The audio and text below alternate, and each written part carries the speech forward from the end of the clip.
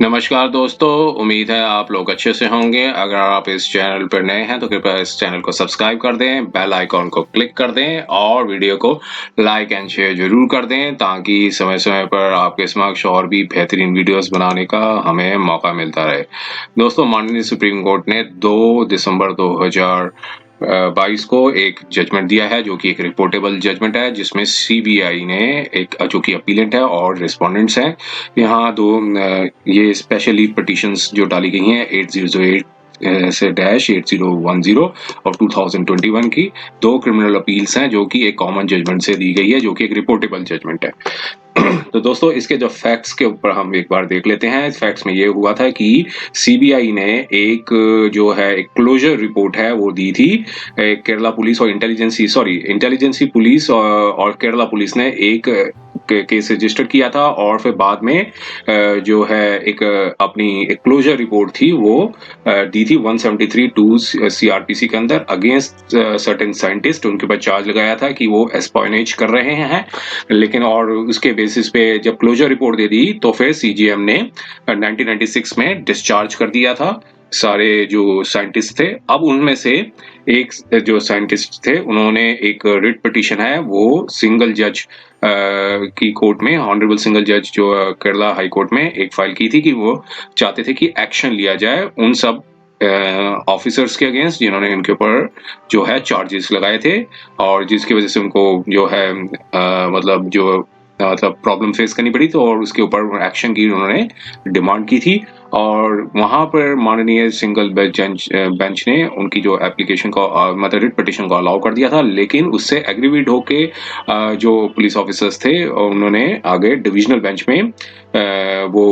Application file की, मतलब एक रिट अपील फाइल की जिससे सिंगल जज के जो ऑर्डर को सेट असाइड कर दिया और मैटर को वापस रिमांड कर दिया कि मैटर को वापस भेज दिया कि स्टेट के पास कि वो डिसाइड करें इशू को। अब उससे एग्रीवेट होके वापस जो कंप्लेनेंट हैं उन्होंने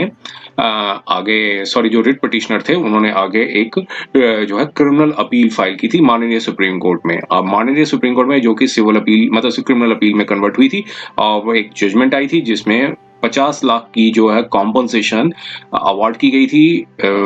रिट पिटिशनर को और साथ में एक कमेटी कॉन्स्टिट्यूट करने को भी बताया गया था जो कि कमेटी थी 2018 में एक रिटायर्ड जो ऑनरेबल सुप्रीम कोर्ट के जज हैं उनकी अध्यक्षता में एक कमेटी का गठन किया गया था। उन्होंने अपनी एक रिपोर्ट है 2022 में दी और 2022 की जो सील्ड कवर में जो रिपोर्ट दी गई तो उसमें कुछ जो पुलिस ऑफिसर्स थे, जो गिल्टी पुलिस ऑफिसर्स थे, उनके ऊपर चार्जेस लगाए गए थे। रजिस्टर एफआईआर जो जी रजिस्टर करने को कहा गया था जिसमें 120 बी, 167 आईपीसी, 218, 330, 323, 195, 348, 365, 477 ए और 506 आईपीसी के अंदर जो है एफआईआर रजिस्टर्ड हुई थी। अब उससे एग्रीवेट हो उसमें आप चूंकि ये चार्जेस एफआईआर में जो सेक्शंस लगाए गए थे उसके अगेंस्ट में उन्होंने पुलिस ऑफिसर्स ने एंटीसिपेटरी बेल की जो है वो गुहार लगाई और एंटीसिपेटरी बेल जो है उनको अवार्ड कर दी गई। माननीय जो माननीय हाई कोर्ट ने उनको एंटीसिपेटरी बेल जो है वो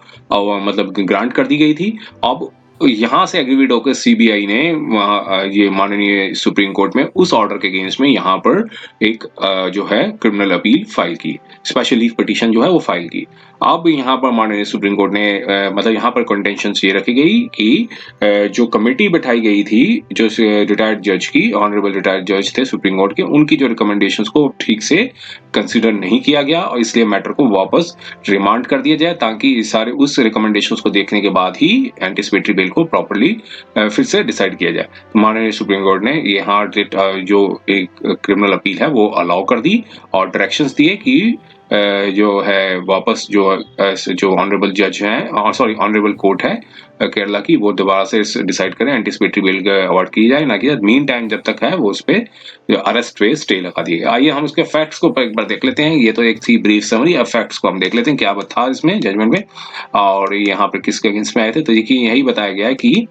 इम्प्यून जजमेंट जो थी वो 13/8/2021 की थी, high court of Ernakulam Kerala at Ernakulam, जिसमें बेल एप्लीकेशंस थी और एक सेपरेट ऑर्डर जो है वो पास किया गया था high court in criminal miscellaneous number so and सो, जिसमें हाई कोर्ट ने अलाउ कर दी थी बेल एप्लीकेशंस को और एंटिसिपेटरी बेल ग्रांट कर दी थी कुछ to the private respondents. Original जो अक्यूज्ड है जो crime number so and so, जो कि दिल्ली पुलिस ने रजिस्टर्ड किया था in by the CBI. Delhi police station जो है वो रजिस्टर किया गया था सीबीआई द्वारा। ऑफेंसेस थे पनिशेबल जो बताए थे सेक्शन, ये सारे रेलिवेंट सेक्शंस हैं इंडियन पीनल कोड के, उसमें लगाए थे। यहाँ पर सीबीआई ने अपील फाइल की थी। एलिगेशंस यही थी कि एफआईआर थी वो रिलेट बैक करती है 1994 में एक क्राइम केस रजिस्टर्ड हुआ था केरला पुलिस द्वारा और इंटेलिजेंस जो ब्यूरो ऑफिसर्स द्वारा, और अगेंस्ट जो हैं जो व्यक्तियों के नाम है उनको अरेस्ट किया गया था और विद अदर 2 पर्सन्स। और इन्वेस्टिगेशन जो है वो सीबीआई को दे दी गई थी। सीबीआई ने, सॉरी मैं जो कंडीशन में अगर थोड़ा एरर रह गई तो इसको पूरा फैक्ट्स को देख के ही हम बता पाएंगे। तो ये इसमें ये बताया था सीबीआई को जब दे दी गई तो सीबीआई ने जो है अपनी क्लोजर रिपोर्ट दी थी टू दी सीजीएम की कोर्ट में एर्नाकुलम में। अब सेक्शन 173 सीआरपीसी में की एविडेंस कलेक्ट किए गए हैं एलिगेशंस में, एलिगेशन ऑफ एस्पाइनेज जो थे साइंटिस्ट की वो प्रूव नहीं हो सकी है और जो पाई गई है वो फॉल्स है। तो रिपोर्ट जो थी एक्सेप्ट कर ली थी लर्नर सीजीएम की कोर्ट ने और अपना जो 2 मई 1996 में ऑर्डर दिया कि आसार एक्यूज को डिस्चार्ज कर दिया जाए। अब इससे बाद में नोट किया गया कि जो पहले जो इन्वेस्टिगेशन थी वो केरला पुलिस द्वारा की गई थी, इंटेलिजेंस ब्यूरो द्वारा की गई थी और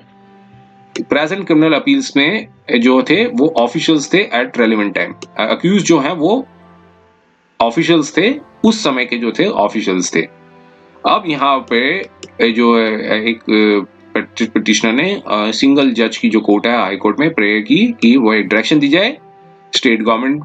को कि वो एप्रोप्रिएट एक्शन ले पुलिस ऑफिसर्स के अगेंस्ट। लर्नर सिंगल जज ने वो रेट पिटिशन को अलाउ कर दी और मैटर को डिविजनल बेंच के पास लिया गया और डिविजनल बेंच ने ओवरटर्न कर दिया सिंगल जज के ऑर्डर को और ऑर्डर को and set aside the order of the state government के ऑर्डर को डिसाइड कर दिया। सॉरी मैंने उसमें थोड़ा एरर कर दी थी समरी के समय, यहाँ पूरा फैक्ट्स पढ़ेंगे तभी हम बता पाएंगे। यहाँ पर ऑर्डर को सेट असाइड कर दिया था जिसमें डिक्लाइन कर दिया था कि वो एप्रोप्रिएट एक्शन लेने से उन्होंने मना कर दिया था और मैटर को रिमिटेड कर दिया था स्टेट गवर्नमेंट के पास दोबारा से। अब उस जजमेंट को जो है वो फिर उसके बाद क्रिमिनल अपील नंबर थी 2018 में ही चैलेंज किया गया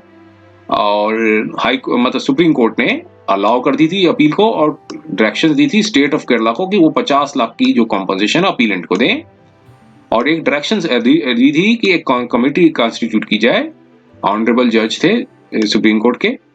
कि वो पाए means to take appropriate steps against the erring officers के ऊपर जो है पूरा देखें छानबीन मतलब कमेटी बनाए। कमेटी जो थी ऑर्डर थी इस कोर्ट द्वारा और एक फॉर्मर जज ऑफ दिस कोर्ट उन्होंने एक अपनी रिपोर्ट थी 25/3/2021 को, डेट्स का थोड़ा एरर हो गई तो देख लीजिएगा, 25/3/2021 को सील्ड कवर में। और उसके बाद कोर्ट ने जो है ऑर्डर दिया था 16/4/2021 को, डायरेक्शंस दी थी रजिस्ट्री को कि एक कॉपी जो है रिपोर्ट है वो डायरेक्टर एक्टिंग डायरेक्टर सीबीआई को देंगे, वो प्रोसीड करें in accordance with the law being a court direct inquiry. Court ने ये भी ऑब्जर्व किया कि ये ओपन होगा सीबीआई को तो जो प्रिलिमिनरी इंक्वायरी को to report as a preliminary inquiry और प्रोसीड करें मैटर को अप्रोप्रिएटली। और कोर्ट ने क्लैरिफाई किया कि रिपोर्ट जो है पब्लिक नहीं की जाएगी और it can be used by CBI during further inquiry investigation और by the CBI as recommended as report. उसके बाद कंसिडरेशन को देखते हुए रिकमेंडेशन को देखते हुए कमेटी जो थी ऑनरेबल जज की थी, सुप्रीम कोर्ट के जज थे, सीबीआई ने रजिस्टर्ड की एफआईआर 1 मई 2021 को against 18 persons including private respondents जो कि रेलेवेंट टाइम में एक ऑफिशियल्स थे केरला पुलिस के और इंटेलिजेंस ब्यूरो को, और ऑफेंसेस जो पनिशेबल थे ये सारे सेक्शंस लगाए गए और इससे उनको एप्रीहेंशन हुई, अरेस्ट की और प्राइवेट रिस्पोंडेंट ने यहाँ एंटिसिपेटरी बेल एप्लीकेशन फाइल की हाई कोर्ट में। बेल एप्लीकेशन जो नंबर्स थे 3 थे और जो इम्प्यूज कॉमन जजमेंट आई हाई कोर्ट ने अलाउ कर दी बेल एप्लीकेशंस को, एंटिसिपेटरी बेल दे दी प्राइवेट रिस्पोंडेंट्स को जो कि ऑफिशियल्स थे एट दैट रेलेवेंट टाइम। अब यहाँ पे जो है कुछ टाइम बताया आगे का जो है फैक्चुअल पोर्शंस बताए गए। अब यहाँ पर फाइनल में हम आते हैं यहाँ पर कंटेंशन दी गई, उसके ओपिनियन के बाद ये बताया गया कि यहाँ ऑब्जर्वेशंस ये बताई गई कि जो रिस्पोंडेंट्स थे, अक्यूज थे, हाई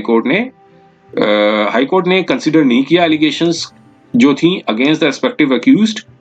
और रोल प्ले बाय देम और not position held by them at the time of registering the FIR in the year 1994 and not played by them during the investigation crime. तो high court ने recommendations को भी consider नहीं किया, committee जो थी headed की थी बाय द फॉर्मर जज ऑफ दिस कोर्ट। तो यहाँ पे पूरा लेने के बाद यही बताया कि इम्प्यून जजमेंट ऑर्डर थी वो उसको जो एंटिसिपेटरी बेल दी गई थी रिस्पोंडेंट्स को, उसको क्वैश कर दिया और सेट असाइड कर दिया, मैटर्स को रिमिटेड कर दिया हाई कोर्ट को कि वो एंटिसिपेटरी बेल एप्लीकेशन को